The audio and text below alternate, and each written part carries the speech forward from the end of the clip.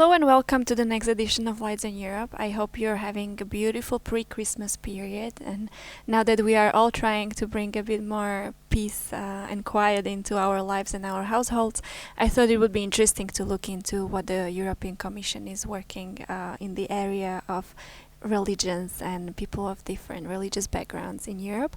So in this edition we speak to Katharina von Schnurbein, who is the one and only and the first European Union's coordinator on combating anti-Semitism. So in this episode we speak a lot about anti-Semitism, the volume, the scale of the problem, the reasons, the solutions, what the European Union is doing in this area together with the communities representing the Jewish community, but also in the broader context of dialogue with people of various religious backgrounds. So listen to what Katharina has to share, and also you might also hear her speaking Czech, because she has a very interesting story of her engagement in Czech Republic and studying the language, and why the engagement with Slavic languages was triggered by the fall of the Berlin Wall and liberation in Eastern Europe. So I'm sure you will enjoy it, and if we don't speak afterwards, Merry Christmas. Hello Katharina, welcome to Lights on Europe. Hello, pleased to be here. Thank you very much for accepting the invitation. We are meeting in a very special pre-Christmas time, where many people are obviously thinking about their values and how they can behave differently in their society, and so that's why I thought it would be a good opportunity to tap a little bit into how the Commission is engaged in the religious space. Now, your position is a bit special because you were appointed the first coordinator on behalf of the European Commission to combat anti-Semitism. Mm-hmm. So maybe share with us, why is this important? Why does Commission go into this kind of policy area? We know that it's a big principle in the European integration process, in the treaty, that everybody is free to have their beliefs and their religion. So what is there in terms of the policy need? Why are we engaged with the other religions? Mm-hmm. Yes, I believe that when it comes to anti-Semitism, actually we are beyond religion, first of all. I think one has to look at this in a very differentiated way. The Jewish community is very diverse, from religious, Orthodox, ultra-Orthodox, liberal Jews to very secular ones. But they have many cultural aspects in common, as do many peoples, yeah, and so when it comes to the fact that the Jewish community, the Jewish people that have been in Europe for over 2,000 years, they are feeling at the moment that they are under pressure. And we know it. There have been physical attacks, there have been terrorist attacks on Jewish communities, buildings, on synagogues, on schools, but also on the Hippah in 2015. And it was actually after Charlie Hebdo and the attack on Hippah, and then later also there was an attack on the synagogue in Copenhagen,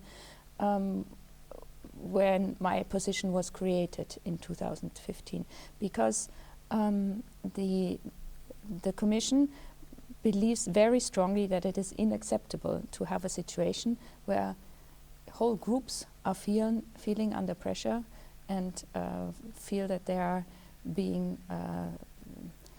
attacked just for the mere fact of belonging to that group. It's not just with regards to the Jews, it's with regards to all the groups that have a certain identity that unites them. So I assume that there is evidence underpinning this kind of decision. You were previously, before you were appointed to this position, you were also working on supporting dialogue with other religions and the religious communities. So why would the Commission choose to focus on Jews, or why would we choose this one community as opposed to the others? Is there evidence, or is actually, it I think I have to explain a bit. So before, I was responsible for the dialogue that the Commission has with religious organizations and churches more generally, and also the non-confessional people, so humanists, for example. The aim of that dialogue was to hear from them as they usually have a wider view on society, so they're not just about promoting their own interests, but see society as a whole, for example, when it comes to tackling unemployment, to social inclusion, to intergenerational solidarity, but also the economic crisis that we saw in 2008 and follows. And all of that, the religious and non-confessional organizations accompanied very closely. So the Commission's dialogue with those organizations was there in order to gain insight into, what, after all, large groups of society think about certain policy issues.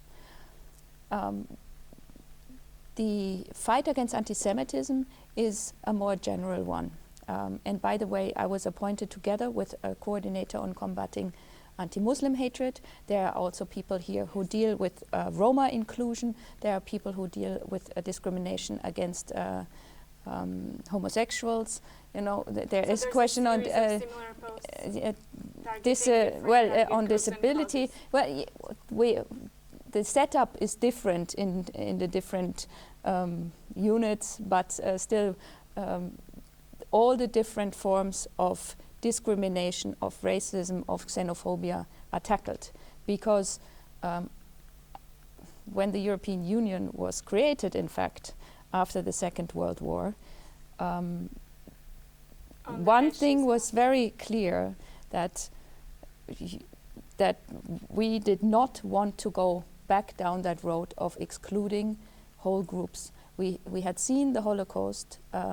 We had seen what populism and racism can do to this continent, and it was the clear will of the founding fathers to overcome this threat. And so equality and non-discrimination and democracy and rule of law, these are fundamental pillars of the European Union that are essential. And in that sense, when you see anti-Semitism rise, it's always a threat to Europe as a whole. It doesn't just concern the Jewish people. Of course, it concerns them first and foremost because they are the target. But it shows that something bigger is going on in society, that people distance themselves from what they perceive as the other, that they prefer to keep their own space, even at the expense of harming others. So it's a sign that there are issues in society that need to be tackled, that endanger democracy and society at large. And therefore, we are convinced that it's not just for the Jews to address anti-Semitism.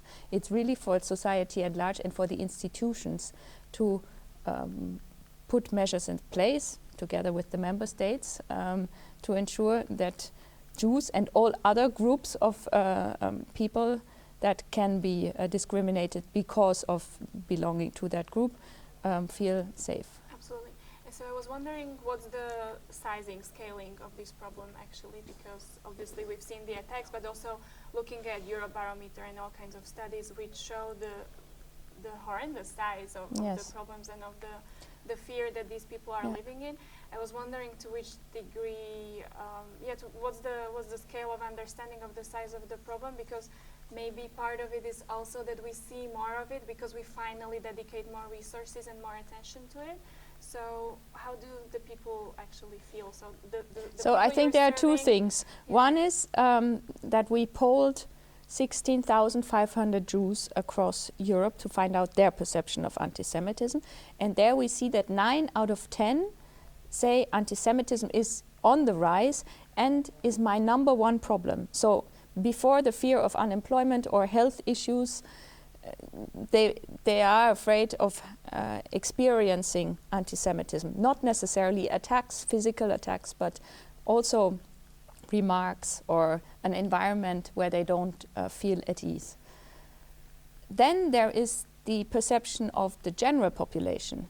on how they perceive anti-Semitism, and we thought that it would be significantly lower, and it is lower, of course, but half of the people across the EU say anti-Semitism is a problem in my country, and that's actually very high. So, you know, if half of the population sees something as a problem, usually politicians act. And I believe that, you know, that shows that people also perceive this rise, even if they don't necessarily know a lot of Jewish people, but simply the fact that there is a rise of incidents, and as you say quite correctly, that these incidents may become more visible because we are now putting in place also better monitoring systems, also better reporting structures, and better recording among the police.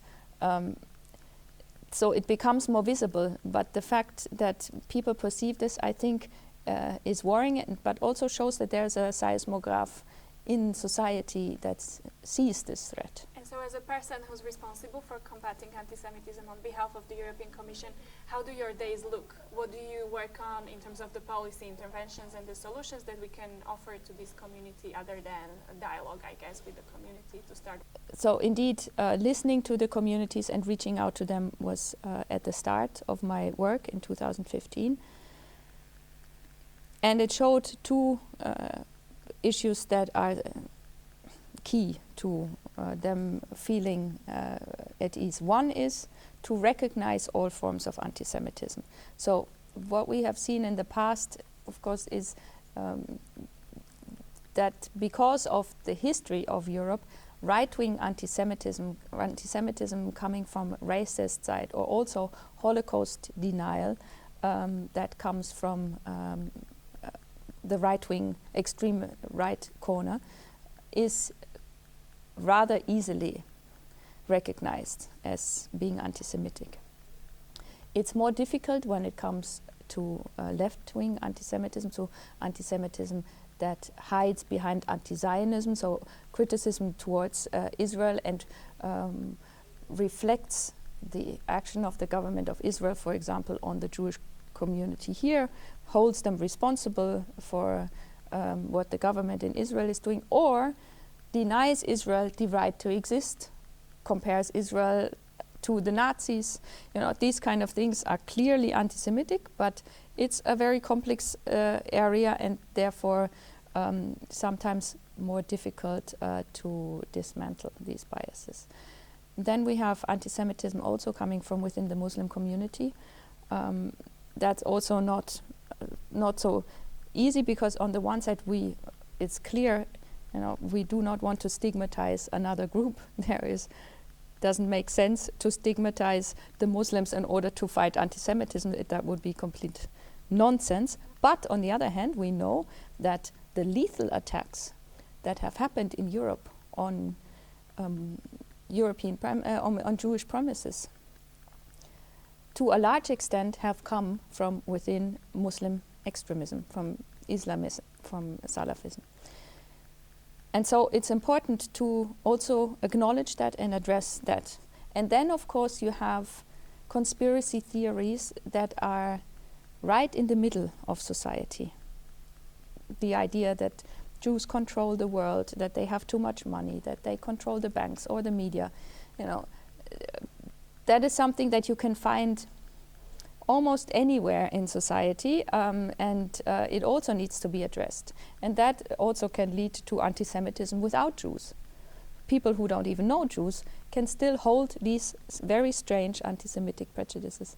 And there we're in the territory of education, media, free media, disinformation campaigns, and regulating platforms, which is going to be a big thing in the future. So I'm sure that you're also working a lot with the colleagues who are looking into disinformation campaigns online, which must, I guess, be a big part of the problem, right? Yes, information campaigns, but also taking down hate speech, because in Europe, instigating hate speech or hate speech inciting to violence is illegal. And what is illegal offline should also be illegal online. And therefore, it is unacceptable that this kind of speech is placed on the net. And what Commissioner Jourova has done in the last mandate was to create a code of conduct with the big IT companies, Twitter, Facebook, Google, Microsoft, now Instagram, and many others have joined, for them to agree that within 24 hours they remove illegal hate speech that is flagged to them. And we've seen a significant improvement there. In the beginning, when we started in 2016, only 28% of illegal hate speech was removed. And now we're at 72%. So it's hate speech that is flagged. Of course, there is much more out there that is not flagged.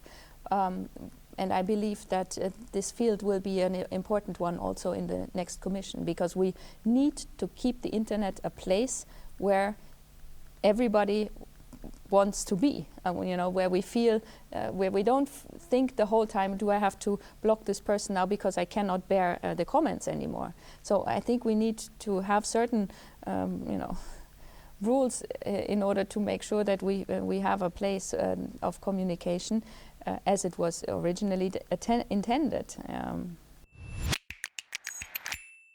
What is your goal or dream for the next 5 years of the new European Commission? What would you like to achieve in your function? Well, a dream, of course, is that anti-Semitism can be not only contained, but in the end can be rolled back.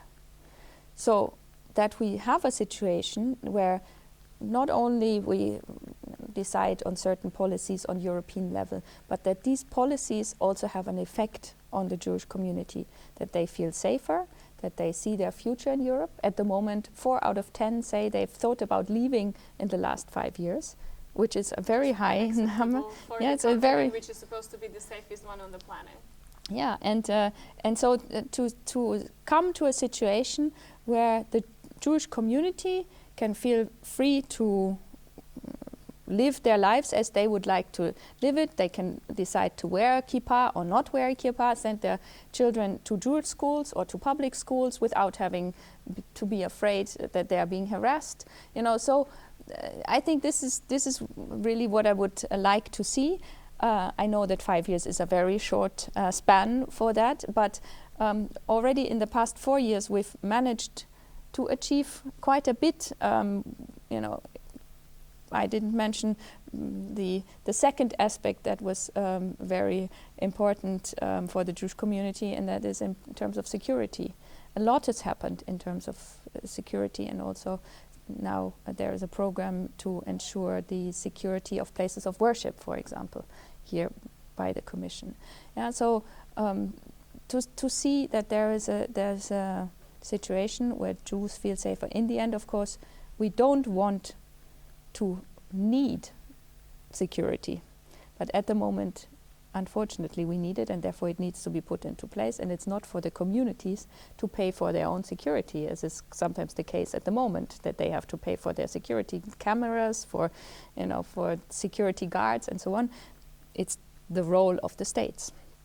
And so what we have done in order to achieve this, so that what we have decided on European level, and by the way, all member states have agreed in 2018 in December through a council decision, so-called council decision, by unanimity, that they want to address anti-Semitism more forcefully. And they agreed on 17 different actions. And now we want member states to adopt these actions into national strategies, national action plans on what to do in concrete terms. In some cases, it may be to revise the curricula, to train teachers better. In others, it's more about data recording.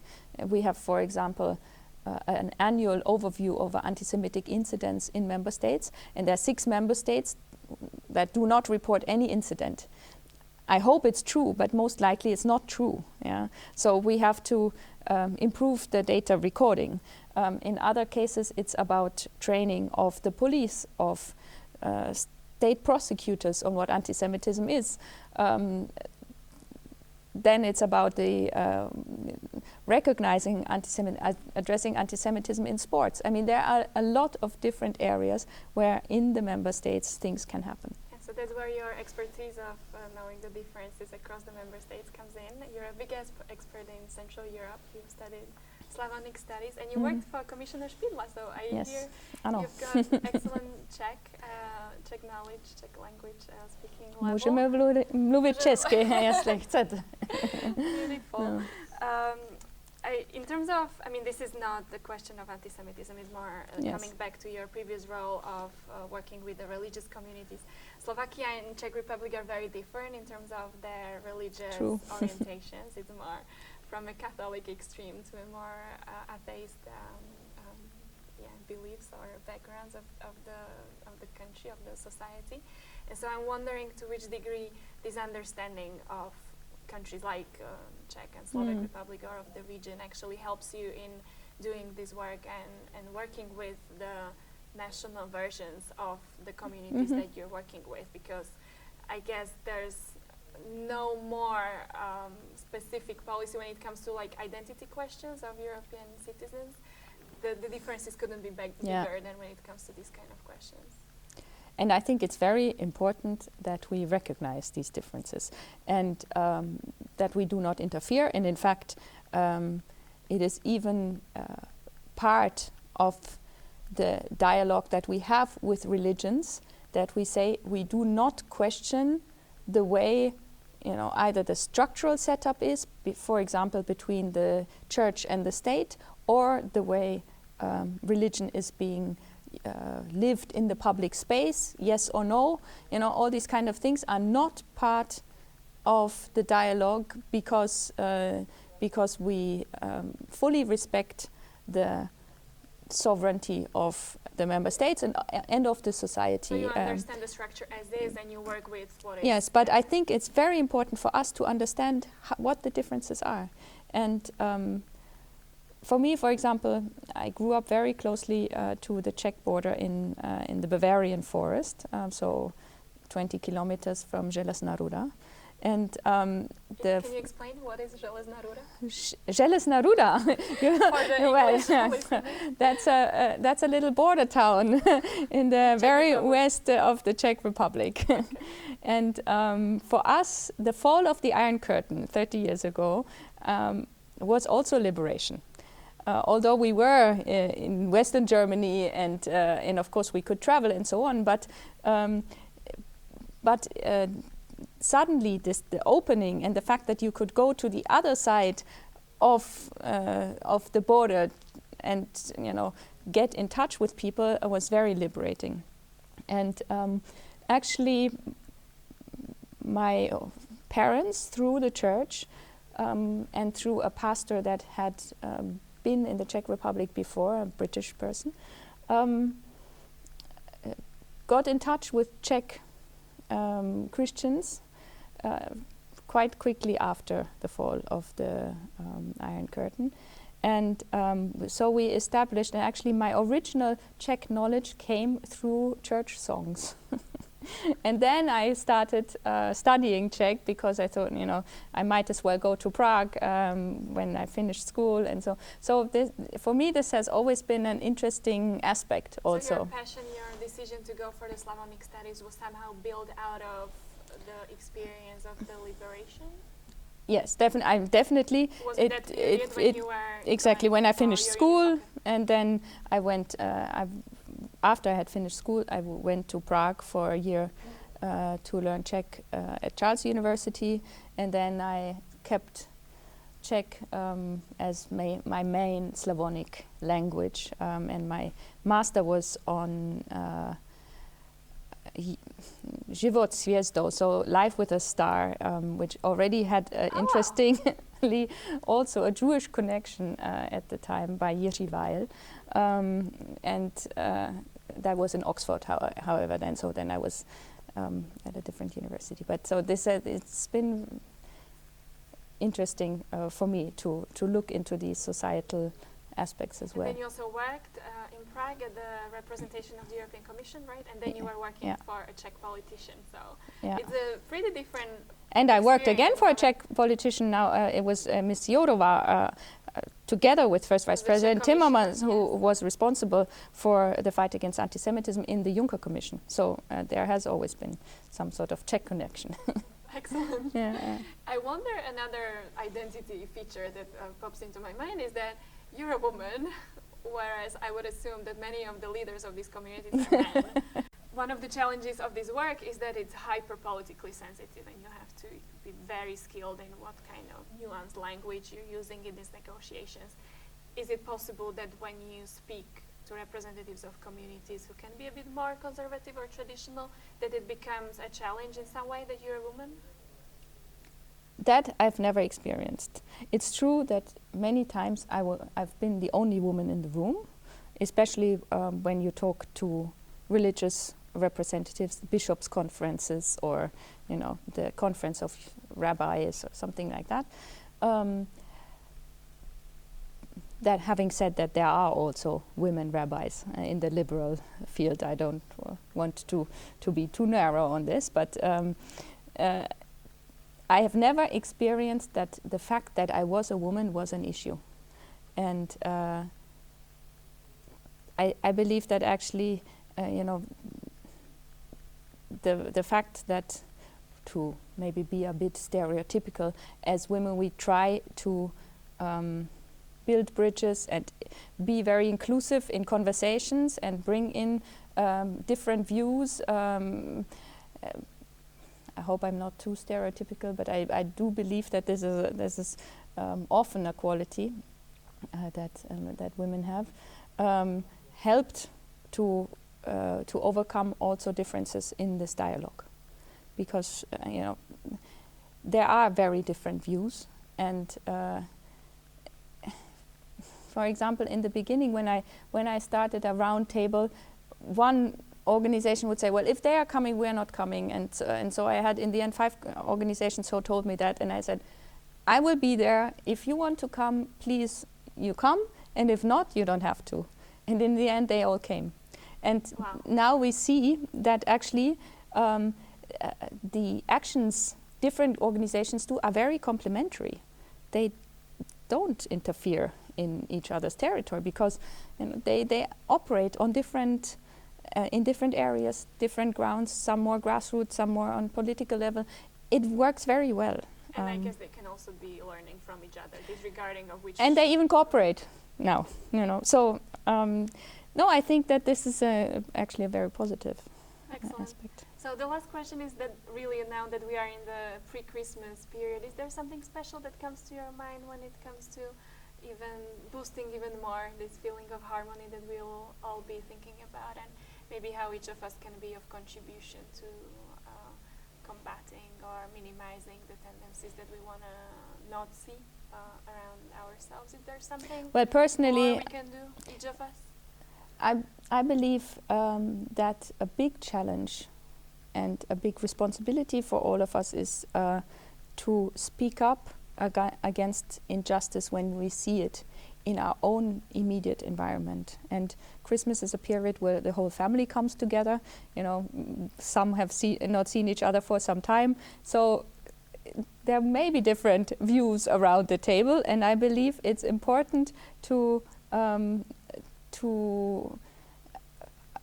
make sure that when there are issues, even in the family where it's most difficult, or in the sports club, or in the parents' association of the school, or or the political party where one may be member, to not just let hate speech pass, or speech that looks down on on groups, because that's easy, and we've seen it a lot. The right points to the Islamists, and the left points to the right as being responsible for populism, for hatred, for anti-Semitism. But the most important and the most difficult is to, as we say, sweep in front of your own door, to make sure that your own house is in order. And that's not easy, but I think it's important, and it needs a bit of civil courage. But it's that aspect that in the end will create a change in the view of society on the other, to have a more inclusive view, to not see the other as a threat, but rather as complementary. And one more bonus question that I wanted to ask you is, how do you manage? You have 4 kids, and I've been wondering what is your efficiency? How do you manage to combine this kind of very exposed public function with the travels that you have to be doing, with the negotiations with the communities, and with taking care of your family? It's an interesting question, and I wonder whether you would ask it to a man. But indeed, I think it's a balancing act. First of all, I have a very supportive husband who takes also a lot of responsibility with the children in the household. We also involve the children in the sense that I talk about what I do, and they are very interested in it. So they see that it makes sense in a way, and they themselves are somehow involved in this. Become little activists in their Well, I'm not saying activists, but they are interested in, for example, they have a few Jewish friends, and when you personalize it and you say, just imagine your friend getting hit over the head just because he wears a kippah. Of course, they understand immediately that it's totally unjust. Yeah? And then, of course, I have a lot of help also. So I think it's the different aspects together that then make it work. We have to plan well and use the time that we have also with the children in a good way. So this is one more big thanks to all men who enable women like Absolutely. you to do their job.